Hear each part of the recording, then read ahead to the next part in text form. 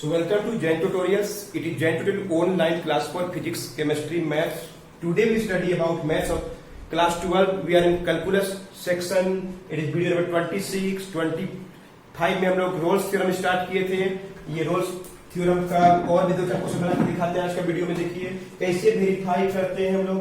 आपको simple differentiation आना चाहिए, डिफरेंशिएशन करना आना चाहिए. तो चलिए इसका क्वेश्चन सर इतना ऐसा क्वेश्चन लेते हैं. यूट्यूब भी करके बनाएंगे. देखिए कैसे बनाते हैं. सबसे पहले तो बता दीजिए कि क्या f(x) इज क्या है. Polynomial, so it is continuous differentiable in any interval. So first and second condition for Rolle's theorem is satisfied. सबको इस बात को लिख लीजिएगा. स्टेप 1 हम जोड़ करके लिखे हैं.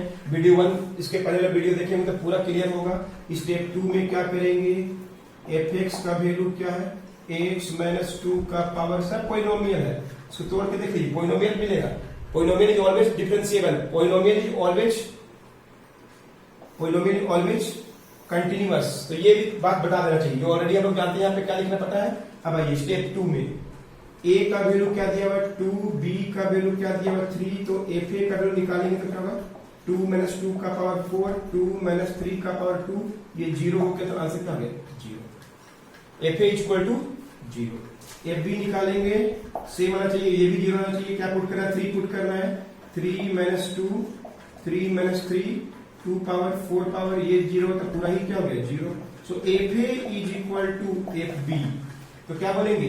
सो third condition for Rolle's theorem is satisfied. ये आपको दिखाना पड़ेगा.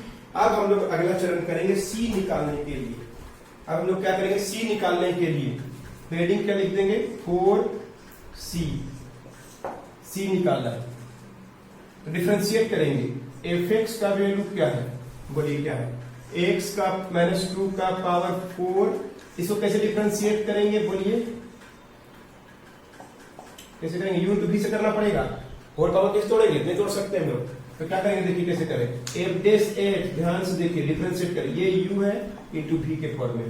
x - 2 का पावर 4 है और x - 3 का पावर 2 है. तो x - 2 का पावर 4 को बाहर निकालिए. इसके बारे में बात हो रहा है. 2 into x - 3 का पावर 1. क्लियर, खत्म. x का 1 3 का 0 हो चुका होगा, उसको छोड़िए. x - 3 का होल स्क्वायर बाहर में 4 into x - 2 का पावर 3. इसको बाहर में छोड़ दिए. इसको 3 पावर 4x³ है कि नहीं.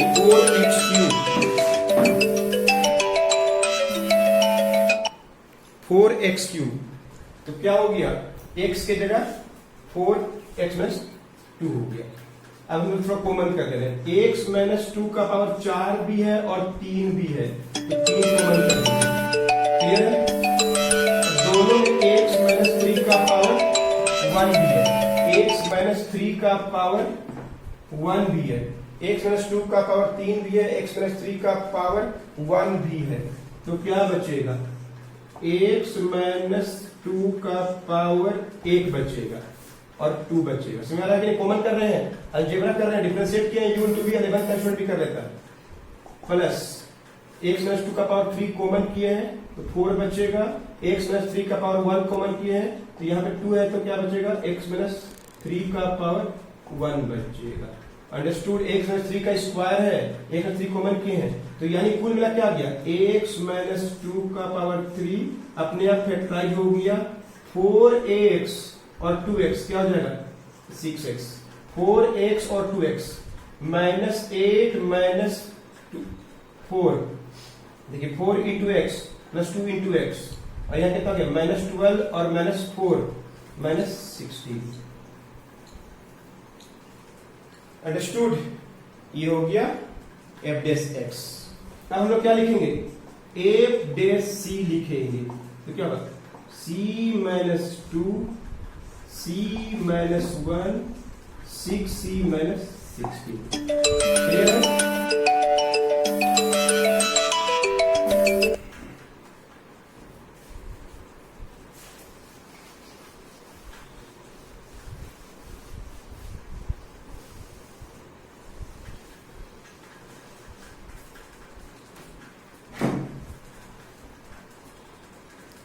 रोल्स थ्योरम के लिए क्या आते हैं हम लोग f'(c) निकाल दिए. इतना यही सबसे मेन स्टेप है. पॉलिनोमियल है, कंटिन्यूअस है, डिफरेंशिएबल है, f equal to F b दिखा के ये स्टेप कर लीजिए। अब एफ डे सी का वैल्यू क्या होगा? 0। मतलब क्या होगा? सी माइनस 2 का होल क्यूब, सी माइनस 1, सॉरी सी माइनस 3, सी माइनस 3, क्लियर है? 3 ना, एक्स माइनस 3 कॉमन के थे, तो सी माइनस 3 और क्या 6 सी माइनस 16 इक्वल टू क्या होगा? 0। या तो ये 0 होगा, या तो ये 0 होगा, या तो ये 0 होगा। सी माइनस 2 का होल क्यूब अगर 0 है तो सी का वैल्यू 2 होना चाहिए, क्लियर है? 2 सी माइनस 1 का वैल्यू 0 तो सी का वैल्यू 1, ये भी लागू नहीं होगा। उनके 1 और 2 के बीच में, सॉरी 2 और 3 के बीच में आंसर होना चाहिए था। अब इसमें आंसर है 6c माइनस 16 भी 0 हो सकता है, तो 6c equal to 16, 6c equal to 16 by 6, c equal to 16 by 6, 8 by 3, 2.66। ये वाला लागू होगा, ये लागू नहीं होगा। c का वैल्यू लाई करना चाहिए था a और b, 2 और 3 के बीच में, तो c equal to 2.66 equal to 8 by 3 lies in between, किसके बीच में लाई कर रहा है? 2 और 3 के बीच में। सो सी लाई कर रहा है a और b के बीच में। Rolle's theorem is verified. Clear है? नोट कर लीजिए।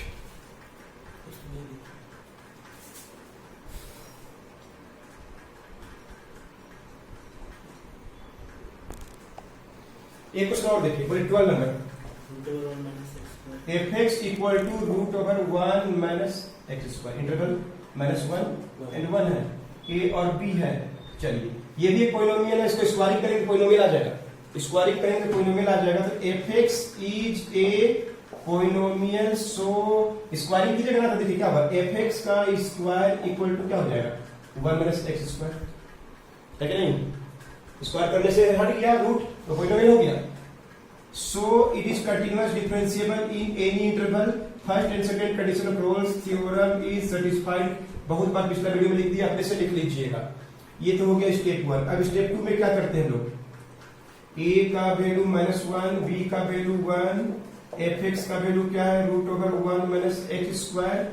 डिफरेंशिएट करने आता है, सॉरी एफ ए का वैल्यू पुट करना, सॉरी एफ ए का वैल्यू क्या होगा? 1 माइनस 1 का स्क्वायर 0 हो गया। एफ बी क्या होगा?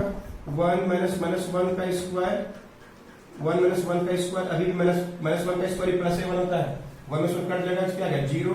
F A is equal to क्या आ गया? F B. सो क्या बोलेंगे? So first, sorry so third condition for Rolle's theorem is satisfied. Understood? अब हम लोग क्या करेंगे? 4c लिख देंगे, स्टेप 3 करेंगे। बोलिए क्या होगा? F x is equal to क्या है? आता है रूट को डिफरेंशिएट करना। बोलिए क्या होगा? F dash x 1/2 root x, x का 1 का 0, एक्स का square 2x। F dash x क्या निकल गया मेरे पास? 2 कट गया है, एक बार लिखिए -2x/2 रूट ओवर क्या निकला? 1 minus x square. F dash सी का वैल्यू क्या होगा? एक्स के या सी लिखे, 2 काट भी दे रहे हैं, तो -c/1 माइनस क्या होगा? c square. सब उसे ही बन रहा है, क्लियर है? अब क्या आते हैं? फॉर रोल्स थ्योरम के लिए क्या आते हैं? F dash c equal to क्या होता है? 0 minus c/1 minus c square equal to 0। Cross कीजिए, माइनस c इक्वल टू गया 0, तो c का वैल्यू क्या हो गया? 0। क्लियर है? तो c equal to 0 lies in between -1 and +1। So क्या बोलेंगे? Rolle's theorem is verified. बस आपको बनाने का तरीका पता होना चाहिए, बहुत सिंपल है, स्टेप बाय स्टेप। अब तो याद हो गया होगा। तो ये था समझिए अलजेब्रिक क्वेश्चन। चलिए कुछ ट्रिग्नोमेट्रिक क्वेश्चन बनाते हैं, नोट कर लीजिए। चलिए अब हम लोग टाइप 2 क्वेश्चन पहुंच गए। आर से का बुक 11C टाइप 2। अब ट्रिग्नोमेट्रिक फंक्शन दिया हुआ, और ट्रिग्नोमेट्रिक फंक्शन भी हमेशा कंटिन्यूअस और डिफरेंशिएबल होता है। तो फर्स्ट स्टेप में क्या बताना है? अब क्या चेंज करेंगे? एफ एक्स इज क्या बोलेंगे? Trigonometric function. प्रत्येक trigonometric function sine cos tan हमेशा क्या होता है? इज क्या होता है? सॉरी साइन और कॉस कंटिन्यूअस एंड क्या होता है? Differentiable in any interval. कोई भी इंटर में भले में हम लोग कंटिन्यूअस और डिफरेंशियल प्रूव कर देते हैं, इसको बता दीजिए। तो क्या हो गया ये, so first and second condition for Rolle's theorem is क्या हो गया, सेटिस्फाइड हो गया फर्स्ट स्टेप। अब स्टेप 2 आएंगे, क्या बताएंगे, ए का वैल्यू क्या है -π/2, बी का वैल्यू क्या है π/2 और एफ एक्स का वैल्यू क्या है cos x। तो एफ ऑफ ए मतलब x की जगह क्या पुट करिए cos π/2 0 होता है, F of B cos of -π/2 put करना है, cos का माइनस बोलिए प्लस ए होता है और cos का π/2 भी 0 होता है। तो क्या हो गया, f A is equal to क्या हो गया एफ बी। सो क्या बोलेंगे, third condition for Rolle's theorem is क्या हो गया, satisfied. So third condition for Rolle's theorem is satisfied. Understood, कोई डाउट नहीं है, बहुत सिंपल बात है। कंटिन्यूअस होता है, डिफरेंशियल साइन या कोस का कोई भी फंक्शन हमेशा कंटिन्यूअस और डिफरेंशियल होता है। अब हम लोग क्या बताएंगे, 4 क्या लिख देंगे सी, क्या स्टेप 3 पहुंच गए हम लोग। अब क्या करेंगे, एफ एक्स का वैल्यू क्या दिया हुआ है cos x, तो एफ डेस एक्स का वैल्यू क्या होगा minus sine x, F dash सी लिखेंगे, डिफरेंशिएट कर दिए हैं, माइनस क्या हो गया साइन सी। अब क्या कहते हैं, 4 रोल्स थ्योरम में एफ डेस सी का वैल्यू क्या होता है 0, माइनस साइन सी का वैल्यू क्या होगा 0, यानी साइन माइनस उधर लिख दे साइन 0, सी का वैल्यू क्या हो जाएगा पाई, सॉरी 0 पाई या 0 या 0 पाई, जो बोलना है बोलिए। 0 साइन का 0 में होता है 0, तो c इक्वल टू 0 लाई किया कि नहीं बिटवीन -π/2 एंड क्या -π/2 से बड़ा है कि नहीं 0, -90 डिग्री से +90 डिग्री के बीच में है। तो c लाइज बिटवीन क्या a और b, roles theorem is verified. कर लीजिए, एकदम अच्छा से बता दिए, सबको समझ में आ गया होगा। चलिए f x equal to sine 3x, 0 और पाई के बीच में, क्वेश्चन नंबर 15 ए और बी। फिर F x is trigonometric function, so continuous and differentiable in any interval बता दीजिएगा। First and second condition for Rolle's theorem is satisfied. Trigonometric बोलना है, ट्रिग्नोमेट्रिक क्वेश्चन है। तो अब ए का वैल्यू क्या है 0, बी का वैल्यू क्या है पाई, क्लियर है। एफ ए निकालेंगे, एफ एक्स का वैल्यू क्या है साइन का 3x, एफ ए का वैल्यू क्या होगा साइन का 3 इंटू 0, साइन का 0 फिर से आ गया 0, एफ बी का वैल्यू क्या होगा साइन का 3x, साइन का 3 पाई, बी का वैल्यू पाई पुट कर रहे हैं, साइन का कोई पाई 0 होता है कि नहीं। So F A equal to F B हो गया। Third condition for Rolle's theorem is satisfied. आपको बस एग्जाम में याद रहना चाहिए कि स्टेप करना है, हार्ड नहीं है। 4c निकालने के लिए एफ डेक्स एक्स, एफ एक्स का वैल्यू क्या है बोलिए, साइन का क्या है 3x, 0 से पाई के बीच में c का वैल्यू निकालना हम लोग को, क्लियर है। 0 से 3, एफ डेक्स एक्स क्या होगा कोस का 3x इंटू क्या होगा 3, तो एफ डेक्स c क्या होगा 3 कोस क्या हो जाएगा 3c, एफ डेक्स c का वैल्यू क्या होता है 0, f dash c is equal to 0। इतना तो क्लियर हो गया, कोई डाउट नहीं है। साइन का डिफरेंशिएट किए cos 3x हुआ और 3x का 3, अंडरस्टूड। एफ डेक्स c 0 क्या है रोल्स थ्योरम के लिए, तो 3 cos 3c equal to 0, cos 3c 0 by क्या हो गया 3, यानी cos का 3c इक्वल टू क्या हो गया 0, cos का 0 से पाई के बीच में कहां पे होता है π/2 में होता है, मालूम है कि नहीं। cos का π/2 में होता है कि नहीं होता है 0, 3c का वैल्यू क्या लिख सकते हैं π/2, यानी c का वैल्यू क्या आ गया π/6 है कि नहीं। c का वैल्यू क्या आ गया π/6, cos π/2 0 होता है, 3c का वैल्यू π/2 होना चाहिए। तो c इक्वल टू π/6 लाई कर रहा है कि नहीं बिटवीन, ये 30 डिग्री है, डिग्री में चेंज किया, π/6 30 डिग्री है, बिटवीन 0 मतलब 0 डिग्री और पाई मतलब 180 के बीच में लाई कर रहा है कि नहीं। तो क्या बोलेंगे रोल्स थ्योरम इज सेटिस्फाइड। इतना अच्छा से बता दिया, इट्स ऑल अबाउट प्रैक्टिस। एक और देखिए,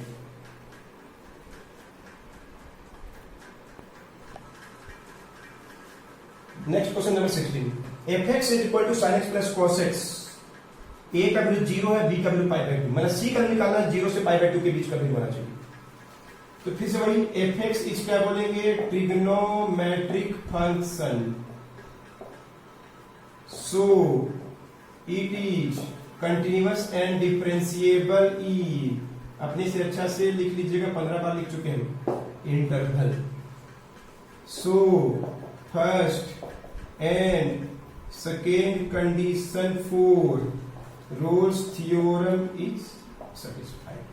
पहला स्टेप हो गया, हर बार लिखना पड़ेगा, आपको बताना पड़ेगा कंटिन्यूअस है। अगर डिसकंटिन्यूअस रहेगा तो क्वेश्चन क्यों देगा, वो सीधे वहीं पर आंसर खत्म हो जाएगा। अब हम लोग क्या करेंगे, एफ एक्स का वैल्यू क्या दिया हुआ है, ए का वैल्यू क्या दिया हुआ है, सेकंड स्टेप के लिए 0, बी का वैल्यू 90 डिग्री मतलब π/2, एफ एक्स का वैल्यू क्या दिया हुआ है sin x plus cos x, ए का वैल्यू निकालेंगे, साइन का क्या लिखेंगे 0 और कोस का भी 0, साइन का 0 0, कोस का 0 1 होता है, 1 आ गया। एफ भी होता ही आना चाहिए, देखते आता है कि नहीं आता है। बोलिए क्या होगा, साइन का π/2 पुट करेंगे तो कोस का भी π/2, साइन का π/2 1, कोस का π/2 0, तो 1 + 0 क्या आ गया, सॉरी 1 आ गया।